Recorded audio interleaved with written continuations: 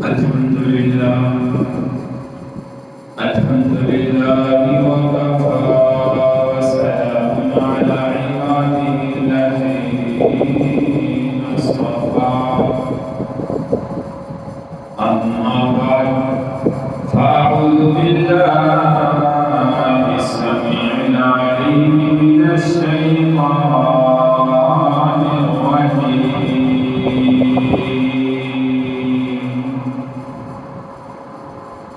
بسم الله وباسم عرش كتاب الله الرحمن الرحيم.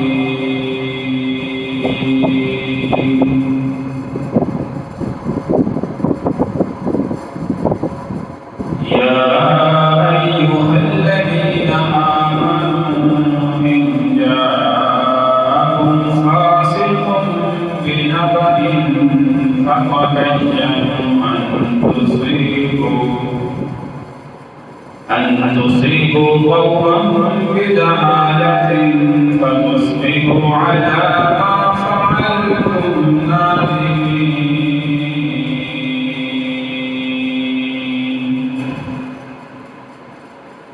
قال رسول الله صلى الله عليه وسلم: الصدق ينجي والكذب يهلك، أو كما قال عليه الصلاة والسلام.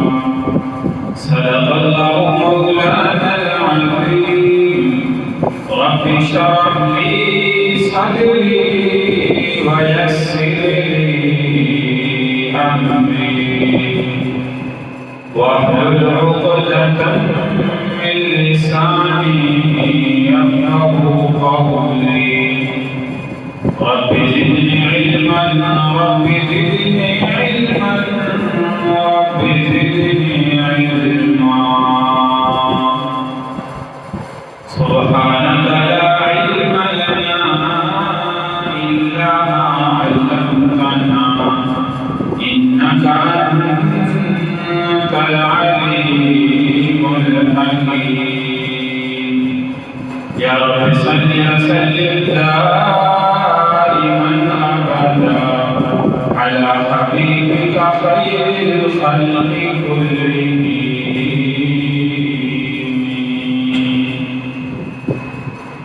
تمام احباب محمد صلی اللہ علیہ وسلم کی ذات پر آواز بلند کرتے ہیں: اللهم صل على محمد وعلى كما صليت على إبراهيم وعلى آل إبراهيم إنك حميد مجيد. اللهم بارك على محمد وعلى آل محمد كما باركت على إبراهيم وعلى آل إبراهيم إنك حميد مجيد.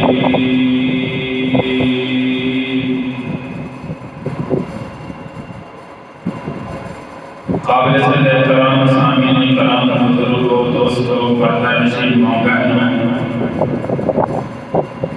سورہ حجرات کی ایک آیت مبارکہ آپ کے سامنے تلاوت کی ہے.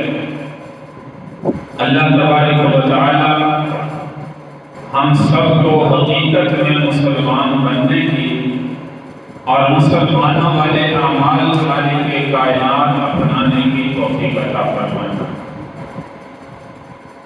اس سے قبل جو ہے گزشتہ بھی آپ کے سامنے تفصیلاً نماز کے متعلق جو ہے وہ ذکر کیا گیا کہ اللہ تبارک و تعالیٰ نے 5 وقت کی نماز امت مسلمہ پر جو ہے وہ فرض کی ہے.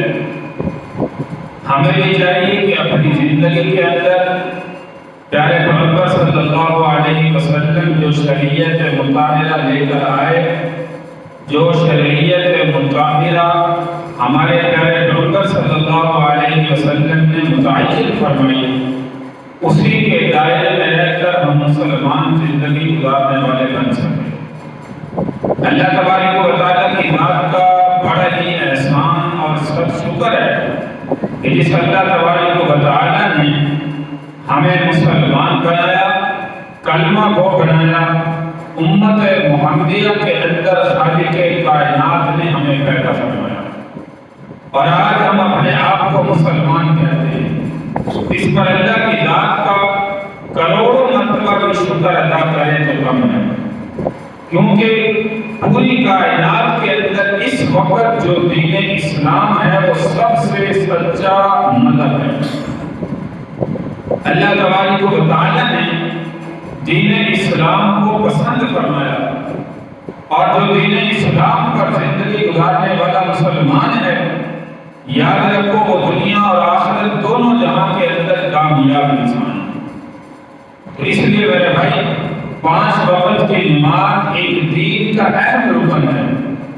ہمیں کوشش کرنی چاہیے کہ اپنی دنیا کے کام کاج چھوڑ کر جب بھی اذان کا وقت ہو، جب بھی نماز کا وقت ہو، ہم فوراً اللہ کے گھر کی طرف دوڑ لگائیں اور اللہ کے گھر کی طرف متوجہ ہوں، اپنے دنیا کے کام کاج کو چھوڑ کر اللہ کی طرف متوجہ ہوں۔ جس اللہ نے ہمیں یہ دنیا کی زندگی عطا فرمائی، جس دنیا کے اندر اللہ نے ہمیں زندگی عطا فرمائی، جس اللہ نے ہمیں پیدا فرمایا، اسی اللہ کے آگے جھکنے کے لیے ہمیں ہر وقت جو ہے وہ تیار رہنا ہے۔ کلام مجید فرقان حمید کی آیت مبارکہ سورہ حجرات کی یا ایھا الذین آمنوا ان جاءکم فاسق بنبأ فتبینوا ان تصیبوا قوما بجہالۃ فتصبحوا علی ما فعلتم نادمین۔ آج کل سوشل میڈیا کا دور ہے، اور آپ جانتے ہیں کہ ہر بندہ کوئی نہ کوئی خبر شیئر کرتا نظر آتا ہے، اور ہر بندہ شیئر کرنے کے ساتھ ساتھ اگر وہ خبر جھوٹی ہے، بے بنیاد ہے، تو یاد رکھیے اگر ہم جھوٹی خبر کو سوشل میڈیا پر شیئر کرتے ہیں اور اس کی تصدیق کرتے ہیں، اس کو اچھا سمجھتے ہیں بغیر تصدیق کیے، تو یاد رکھو شریعت کے مطالعہ کے اندر یہ بہت بڑا گناہ ہے۔ سورہ حجرات کی اس آیت مبارکہ کے اندر خالق کائنات فرما رہے ہیں ایمان والو ان جاءکم فاسق بنبأ فتبینوا ان تصیبوا قوما بجہالۃ فتصبحوا علی ما فعلتم نادمین۔ اگر تمہارے پاس کوئی بندہ ایسی خبر لائے جو دیکھنے میں معتبر نہیں ہے، گنہگار ہے، فرمایا کوئی بھی خبر لاتا ہے، تمہیں چاہیے کہ اس خبر کی پہلے تصدیق کرو۔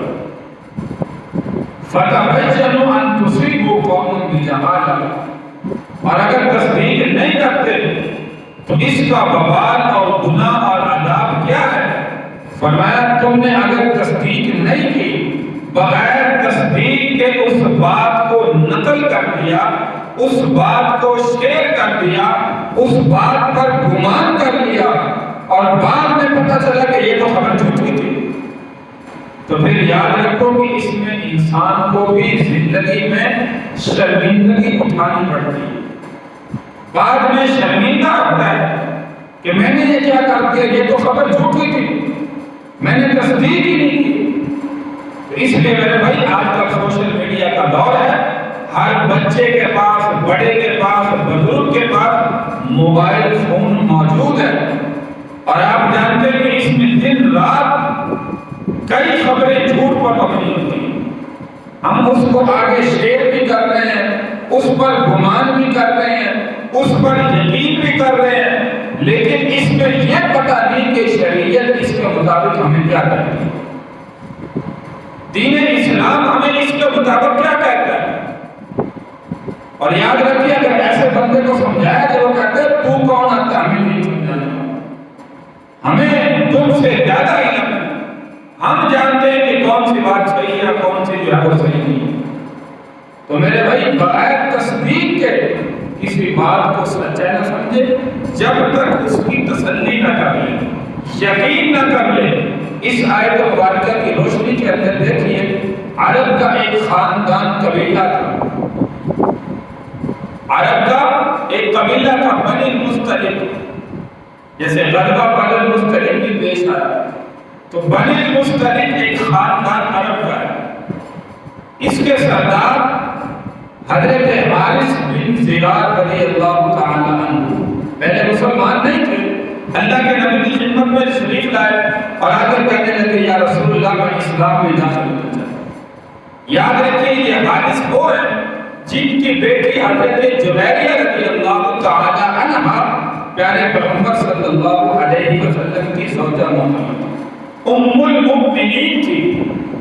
یہ وہ حارث بن زرار رضی اللہ تعالی عنہ، تو حضرت حارث جو ہے وہ قبیلے کے سردار بھی تھے، بنی المصطلق تھے اور بڑا جاہ و مرتبہ تھا۔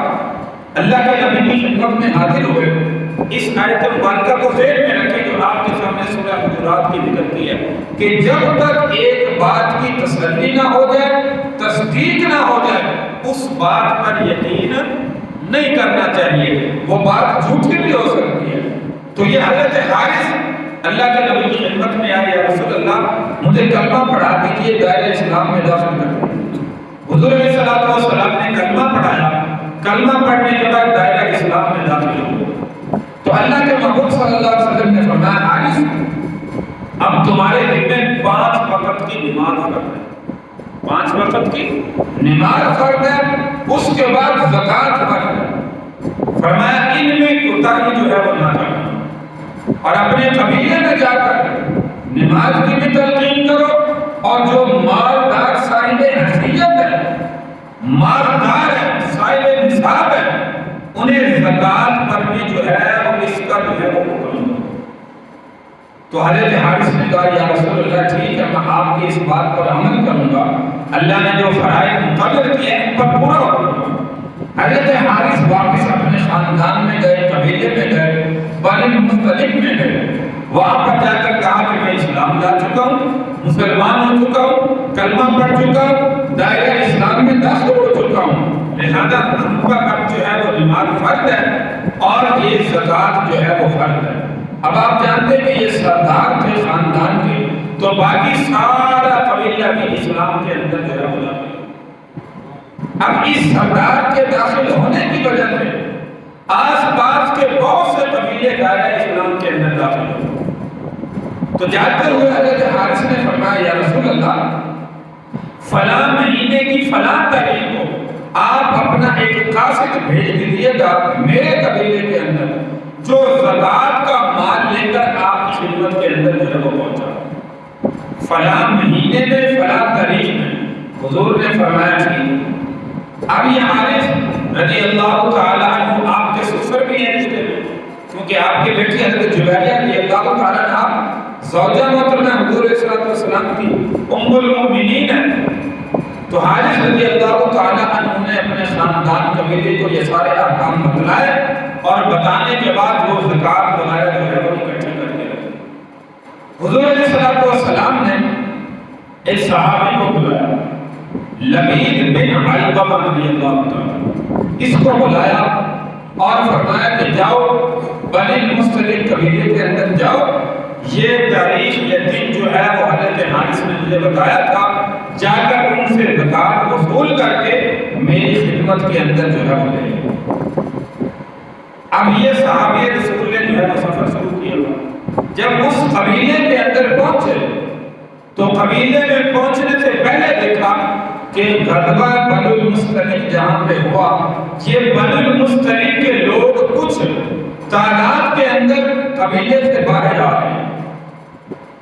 اب یہ لبید رضی اللہ تعالیٰ عنہ نے جب دیکھا کہ یہ تو شاید مجھ پر حملہ کرنے والے، اس نے سوچا کہ میری پرانی اس قبیلے سے ایک دشمنی ہے اور میں اگر جاؤں گا تو شاید مجھ پر حملہ نہ کر دے۔ حالانکہ بھیجا تو اللہ کے محمد صلی اللہ علیہ وسلم نے۔ تو یہ صحابہ رسول نے جب کچھ لوگوں کو آتے ہوئے قبیلے سے باہر دیکھا تو یہ باہر سے دیکھ کر کہ وہ واپس مدینے میں چلے اور اللہ کے محبوب صلی اللہ علیہ وسلم کو جا کر بتلایا کہ یا رسول اللہ انہوں نے زکوٰۃ دینے سے انکار کر دیا، لہذا میں اس لیے جو وہ واپس آ گیا۔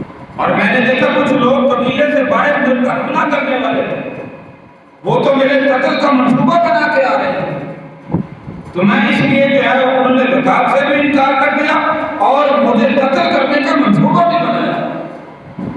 حضور علیہ السلام جو ہے آپ بڑے ناراض ہوئے کہ حارث سے امید نہیں تھی، وہ کلمہ پڑھ کے گیا، دائرہ اسلام میں داخل ہو کے گیا، مجھے خود کہہ کے گیا کہ فلاں تاریخ فلاں دن کے اندر آپ اپنا قاصد بھیج دیجیے گا، وہ آ کر میں اس کو زکوٰۃ کا مال دوں گا، وہ واپس آپ کی خدمت میں لے کر آئے گا۔ تو یہ صحابی جو ہے وہ کیا کہہ رہے ہیں؟ تو آپ نے حضرت خالد بن ولید رضی اللہ عنہ کو بلایا اور بلا کر کہا فرمایا کہ جاؤ یہ فلاں فلاں صحابہ کچھ تعداد میں لے جاؤ اور اس قبیلے سے جا کر جہاد کرو، اس قبیلے سے جا کر جہاد کرو، انہوں نے زکوٰۃ کا انکار کیا اور ہمارے قاصد کو قتل کی دھمکی دی، قتل کرنے کا منصوبہ بنایا۔ تو خالد بن ولید رضی اللہ تعالیٰ عنہ جانتے ہیں کہ بڑے بہادر صحابی رسول تھے، آپ جو ہے وہ اس صحابہ کے ساتھ روانہ ہوئے۔ اب جب خالد بن ولید رضی اللہ تعالیٰ عنہ یہاں سے روانہ ہوئے، ادھر سے حضرت حارث بھی کچھ اپنے قبیلے کے لوگوں کے ساتھ واپس اللہ کے نبی کی خدمت میں آئے کہ فلاں دن میں اللہ کے نبی کو میں کہہ کے آیا تھا آپ کا قاصد میرے پاس جو ہے وہ زکوٰۃ وصول کرنے کے لیے پہنچا ہوئے۔ تو دونوں طرف سے یہ لشکر روانہ ہوئے، جب آپس میں ان کی راستے میں ملاقات ہوئی، من اللہ تعالی اللہ کی طرف سے ملاقات ہو گئی، تو حضرت حارث نے پوچھا خالد کہاں جا رہے ہو؟ تو خالد بن ولید رضی اللہ عنہ فرمایا تم سے جہاد کرنے کے لیے جا رہا ہوں۔ فرمایا جہاد کس بات کا ہے؟ تم نے کیا کیا؟ کہا کہ یہ فلاں حضور علیہ السلام کا قاصد اللہ کے نبی نے زکوٰۃ وصول کرنے کے لیے بھیجا، تم نے قتل کا منصوبہ بھی بنایا اور زکوٰۃ دینے سے انکار بھی کیا۔ تو حضرت حارث کہنے لگے استغفر اللہ انا للہ و انا الیہ راجعون، یہ تو ہمارے علم کے اندر ہی نہیں ہے، میں تو اس دن کا انتظار کر رہا تھا کہ حضور کا قاصد آئے گا اور ہم سے زکوٰۃ کا مال لے کر واپس چلا جائے گا، نہ ہمارے پاس قاصد آیا اور نہ قتل کا منصوبہ ہمارے غم و گمان میں بھی نہیں۔ اب یہ دونوں خالد بن ولید رضی اللہ تعالیٰ عنہ اور حضرت حارث آپ کا فصل، یہ دونوں واپس اللہ کے نبی کی خدمت میں حاضر ہو۔ تو حضور علیہ السلام نے خالد بن ولید رضی اللہ عنہ کو بھی دیکھا اور حضرت حارث کو بھی دیکھا، متعجب ہوئے کہ یہ کیسے ہو؟ تو حضرت حارث نے یہ سارا واقعہ سنایا، یا رسول اللہ میں نے آپ کو جاتے ہوئے کہا تھا فلاں مہینے کی فلاں تاریخ کو آپ اپنا قاصد میرے پاس بھیج دیجیے گا، میں اپنی زکوٰۃ کا جو مال قوم سے لے کر ان کو دوں گا، یہ آپ کی خدمت میں آ کر جو ہے وہ پیش کرے گا، لیکن آپ کا قاصد میرے پاس پہنچے نہیں۔ تو حضور علیہ السلام کو بڑا غصہ آیا، فوراً کبیر بن علقمہ رضی اللہ عنہ کو بلایا اور بلا کر کہا کہ بھئی یہ کیا معاملہ ہے؟ یہ تو کہتے ہیں کہ میرے پاس قاصد نہیں پہنچا اور تم نے مجھے آ کر کہا کہ وہ زکوٰۃ کا انکار بھی کر رہے ہیں اور میرے قتل کا منصوبہ بھی بنا رہے ہیں۔ تو اس صحابی نے فرمایا یا رسول اللہ اصل میں میرے اس قبیلے کے ساتھ پرانی دشمنی تھی، میں جب قبیلے میں داخل ہونے لگا تو میں نے دیکھا کچھ لوگ جو ہے وہ فوج کی شکل میں آ رہے ہیں، شاید مجھے قتل کرنے والے ہیں، میں نے یہ گمان کر لیا کہ یہ تو میرے قتل کا منصوبہ بنا کر آ رہے ہیں۔ تو حضرت حارث نے کہا یا رسول اللہ وہ تو لوگ اس دن میں اس تاریخ میں جو میں نے آپ کو بتایا تھا، میں نے اپنے لشکر کو اپنے قبیلے کے لوگوں کو بھیجا تھا کہ حضور کا قاصد اس دن کا جو ہے وہ ٹائم ہے پہنچنے والا ہے، قبیلے سے باہر جا کر اس قاصد کا استقبال کر کے قبیلے کے اندر چلے گا۔ میں نے تو استقبال کے لیے قبیلے کے لوگوں کو بھیجا تھا، قتل کرنے کے منصوبے سے تو نہیں بھیجا تھا۔ تو حضور علیہ السلام اس پر جو ہے وہ اظہار جو ہے وہ تشویش کا اظہار فرمایا کہ نبی تم سے یہ امید نہیں تھی، تم نے اپنے گمان میں خود بخود کیسے سوچ لیا کہ میرے ان سے دشمنی ہے، شاید یہ مجھے قتل کرنے کے لیے آ رہے ہیں اور انہوں نے زکوٰۃ کا انکار بھی کر دیا۔ تو اس وقت یہ سورہ حجرات کی آیت مبارکہ نازل ہوئی، یا ایھا الذین آمنوا ان جاءکم فاسق بنبأ فتبینوا ان تصیبوا قوما بجہالۃ فتصبحوا علی ما فعلتم نادمین۔ فرمایا ہے ایمان والو جب تمہارے پاس کوئی ایسا بندہ جس پر یقین نہیں کرنا چاہیے، بے اعتبار بندہ سمجھ لیجیے، ایسا فاسق نیک بندہ جب تمہارے پاس کوئی خبر لائے سب سے پہلے اس خبر کی تصدیق کرو کہ آیا کہ یہ خبر جو لے کر آیا ہے یہ خبر سچی بھی ہے یا جھوٹی ہے. ان تصیبوا قوما بجہالۃ فتصبحوا علی ما فعلتم نادمین. یہ نہ کہ وہ خبر بعد میں سچ جھوٹی نکلے اور تمہیں اس پر ندامت کا اظہار کرنا پڑے، افسوس کا اظہار کرنا پڑے. اب کسی کی خبر کو دیکھ کر دیکھیے ایسی باتوں پر قتل ہو جاتی ہے. انسان کسی کی بات سن کر اس کو جو ہے وہ قتل کرنے پر آمادہ ہو جاتا ہے کہ اس نے ایسے کیسے کر دیا. جیسے خالد بن ولید رضی اللہ تعالیٰ عنہ اگر راستے میں حضرت حارث کو نہ ملتے، ملاقات نہ ہوتی تو باقی قبیلہ جتنا بھی تھا شاید جا کر وہاں پر جہاد ہو جاتا اور وہ بے گناہ سارے کے سارے شہید ہو جاتے. تو یہ اتنا بڑا معاملہ، اتنا بڑا گناہ ہے اس بات کا آج جو ہم تصدیق کیے بغیر سوشل میڈیا پر ہر بات کو شیئر کر دیتے ہیں، ہر بات کو آگے پھیلا دیتے ہیں، اس کی تصدیق نہیں کرتے. آیا کہ یہ بات سچی ہے یا جھوٹی ہے. یاد رکھو میں نے گزشتہ بھی کہا وَتَعَاوَنُوا عَلَى الْبِرِّ وَالتَّقْوَى وَلَا تَعَاوَنُوا عَلَى الْإِثْمِ وَالْعُدْوَانِ. نیکی میں لوگوں کی معاونت بھی کرو، خود بھی نیکی کا کام کرو اور دوسروں کی معاونت کرو گے، اس پر تمہیں جو ہے وہ دوہرا اجر ملے گا. لیکن وَلَا تَعَاوَنُوا عَلَى الْإِثْمِ وَالْعُدْوَانِ. گناہ کے کام میں نہ خود پڑھو اور نہ کسی کی اس پر معاونت کرو. اگر تم معاونت بھی کرو گے، کسی کی مدد بھی کرو گے تو یاد رکھو تمہارا نام بھی اس گناہ کے اندر شامل ہو جائے. یہ نہ سمجھنا کہ میں نے تو گناہ کیا ہی نہیں، یہ تو فلاں نے کیا نا، میں نے اس کی تصدیق کی ہے یا میں اس کے ساتھ شامل ہوں. گناہ تو میں نے نہیں کیا لہذا میں بچ گیا وہ بچ گیا. اللہ کی نظر میں یاد رکھو یہ دونوں بندے برابر ہیں، دونوں بندے برابر ہیں. گناہ کرنے والا بھی اور گناہ پر جو بندہ اس کے ساتھ شامل دوسرا شامل ہے یا اس کی گواہی دے رہا ہے، یہ دونوں بندے گناہ کے اندر شامل ہیں. تو اس لیے میرے بھائی سوشل میڈیا کا دور ہے. آج جو ہے وہ میری تصویر لگا کے میری آواز استعمال کر کے سوشل میڈیا پر ویڈیو کی شکل میں پیغامات جاری ہو جائیں. آپ پتہ نہیں چلا سکتے کہ یہ حقیقت ہے یا فیک ہے. آپ کی تصویر بھی لگ جائے گی، آپ کا جسم بھی بالکل عین ہے، بالکل پتہ نہیں چلے گا کہ یہ اصل بندہ ہے جیسے ہے وہ فوٹو کاپی. یہ سوشل میڈیا کے آج جو ہے وہ میرے بھائی تباہ کاریاں جو ہے وہ ہمیں نظر آ رہی ہیں. تو بغیر تصدیق کے کسی بات پر جو ہے وہ عمل نہ کریں. یہ نہ ہو کہ ہم عمل کر لیں، کسی کو نقصان پہنچا دیں اور بعد کے اندر نادمین جو قرآن کہتا ہمیں اس پر ندامت کا آنسو آنے، ہمیں اس میں شرمندگی محسوس ہونی پڑے. اور یہ ایسا گناہ ہے جو یاد رکھیے کہ انسان کے ایمان کے جانے کا بھی خطرہ ہے. بہت سے ایسے گناہ ہیں فرمایا موت کے وقت انسان ایمان سے معلوم رہ جاتا ہے. جس میں ایک عمل جو ہے یاد رکھیے کہ یہ نماز کا چھوڑنا بھی ہے جو فرض نماز ہے، جان بوجھ کے بندہ چھوڑ رہا ہے. یہ ممکن ہے کہ موت کے وقت اس بندے کو ایمان جو ہے وہ نصیب نہ ہو. اور امام اعظم ابو حنیفہ رحمۃ اللہ علیہ نے صرف اتنی رخصت فرمائی ہے کہ یہ کفر کے قریب کر دینا والا جو انسان نماز جان بوجھ کر چھوڑے. اور باقی ائمہ تو کہتے ہیں کہ وہ بندہ کافر ہو جاتا ہے. امام شافعی، امام احمد بن حنبل رحمۃ اللہ علیہ، امام مالک رحمۃ اللہ علیہ کا عقیدہ ہے جو بندہ عمدن نماز چھوڑتا ہے وہ بندہ کافر ہو. اسی لیے کہتے ہیں کہ کافر مسلمان میں فرق کرنے والی چیز جو ہے وہ سب سے بڑی وہ نماز ہے، نماز. اور امام اعظم ابو حنیفہ رحمۃ اللہ نے فرمایا کہ کفر کے انسان کو قریب کر دیتا ہے. تو اس لیے میرے بھائی نماز کی پابندی کریں.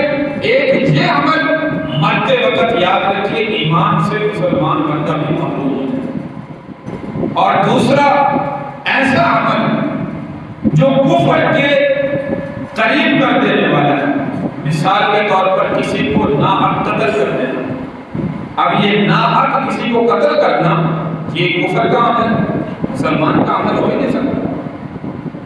تو ناحق قتل کرنا یہ گناہ کبیرہ اسی لیے کہا گیا. تو گزشتہ میں نے آپ کے سامنے ابھی کہا کہ کسی کی بات جھوٹی میڈیا پر شیئر ہو، ہم اس کو تسلی کیے بغیر آگے شیئر کریں اور اس کو اپنے وہم و گمان کے سمجھیں واقعی اگر یہ بندہ ہے وہ ایسے ہی ہے، حالانکہ وہ ایسا ہے نہیں، ہم سمجھ بیٹھے کہ ایسا ہی ہے۔ تو کلام مجید سورہ حجرات کی اس آیت مبارکہ کی روشنی میں یاد رکھیے کہ یہ کبیرہ گناہ کا بندہ منتقل ہے۔ اس لیے میرے بھائی سوشل میڈیا استعمال اس طریقے سے کریں کہ ہم گنہگار نہ ہوں، ہم گنہگار نہ ہوں۔ ہر بندہ ایسی ویڈیو کو شیئر کر رہا ہے، ایسی فیک خبروں پر یقین کر رہا ہے اور یقین کر کے اپنے وہم و گمان میں اس بندے کے خلاف اس کے دل میں نفرت بڑھی جائے۔ غیر کیا کرتے ہیں؟ غیر اس کے جو مثال کے طور پر کسی بندے کے مخالف ہے، اب وہ مخالف اس کی فیک ویڈیو بنائے گا، تصویریں بنائے گا، سوشل میڈیا پر شیئر کرے گا۔ اب دیکھنے والا بندہ کہے گا واقعی تو یار یہ بندہ تو بڑا برا ہے، میں تو اس کو اچھا سمجھتا تھا۔ اب اس بندے کے دل کے اندر جو محبت تھی وہ ختم ہو گئی، اب اس بندے کے دل میں دیکھنے کی وجہ سے نفرت پیدا ہو گئی، حالانکہ حقیقت اس کے برعکس ہے۔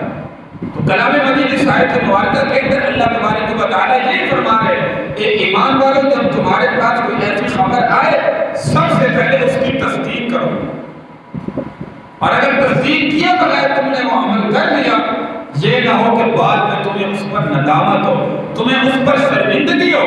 تو اس لیے میرے بھائی سوشل میڈیا کا استعمال اس طریقے سے کریں کہ ہمیں کل کو پچھتاوا نہ ہو، کل کو ہمیں ندامت نہ ہو، شرمندگی نہ ہو۔ آج کل ہر بچے کے پاس، نوجوان کے پاس، بوڑھے کے پاس موبائل موجود ہے، انٹرنیٹ موجود ہے، اور وہ دیکھتا جا رہا ہے، ہر خبر دیکھتا جا رہا ہے۔ کوئی خبر جھوٹی ہے، کوئی خبر سچی ہے، اس کو کوئی علم نہیں، بس دیکھ دیکھ کر اس پر جو ہے وہ ہم یقین کرتے جا رہے ہیں، اور اسی طرح ہماری زندگی گزرتی جا رہی ہے۔ تو یہ واقعہ جو آپ صلی اللہ علیہ وسلم کا حضرت حارث رضی اللہ عنہ کا آپ کی خدمت کے اندر پیش کیا، یہ حقیقت پر مبنی ہے۔ حضور علیہ الصلوۃ والسلام کے اس عمل کے بعد، اس واقعے کے بعد سورہ حجرات کی یہ آیت مبارکہ اللہ نے نازل فرمائی، یا ایھا الذین آمنوا ان جاءکم فاسق بنبأ فتبینوا ان تصیبوا قوما بجہالۃ فتصبحوا علی ما فعلتم نادمین، کہ جب بھی تمہارے پاس کوئی خبر کسی کی آئے سب سے پہلے تمہارا کام ہے اس کی تصدیق کرو، اس کی تہ تک جاؤ۔ یہ نہ ہو کہ تم اس خبر کو دیکھ کر عمل کر بیٹھو، بعد میں تمہیں شرمندگی ہو اور بعد میں تمہیں جو ہے وہ آخرت میں عذاب ہوگا۔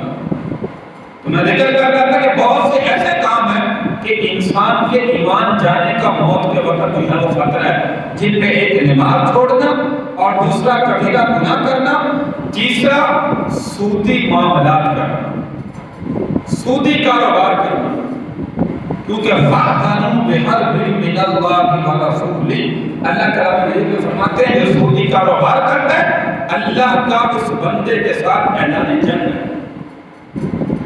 اب جو بندہ سود دے رہا ہے، سود لے رہا ہے، سود پر تحریر کر رہا ہے، سود کے معاملات میں شامل ہو رہا ہے، یاد رکھو یہ سارے کے سارے بندے اس گناہ کے اندر مبتلا ہیں، اور یہ گناہ ایسا کہ موت کے وقت انسان کی موت جب ہوگی شاید یہ ایمان سے خالی ہو جائے۔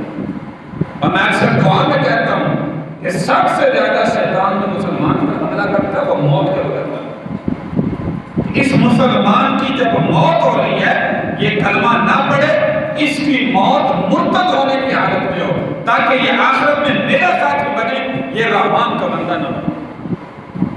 تو میرے بھائی اگر ان گناہوں کے اندر مبتلا ہے، خدا آپ توبہ کریں اور آئندہ جتنی زندگی ہے ان گناہوں سے اپنے آپ کو بچانے کی کوشش کریں۔